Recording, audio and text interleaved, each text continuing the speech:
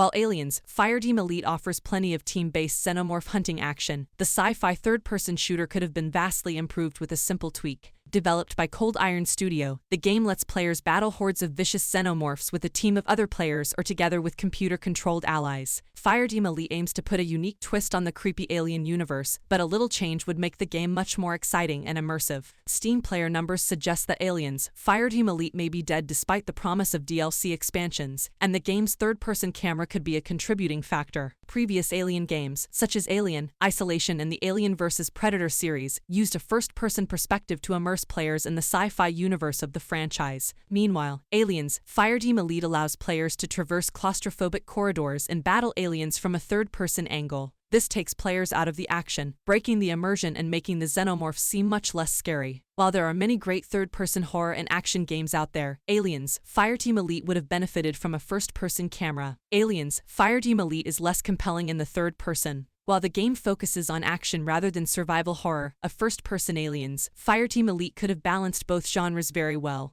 The co-op shooter gameplay and class system of the title could remain unchanged, but a first-person perspective would make the scariest xenomorphs in Aliens, Fireteam Elite even more horrific up close. Sneaking through the game's dark corridors would be much more intense and immersive, and combat against the fast-moving aliens would feel more visceral. This perspective may make Aliens, Fireteam Elite feel like an action-packed counterpart to Alien.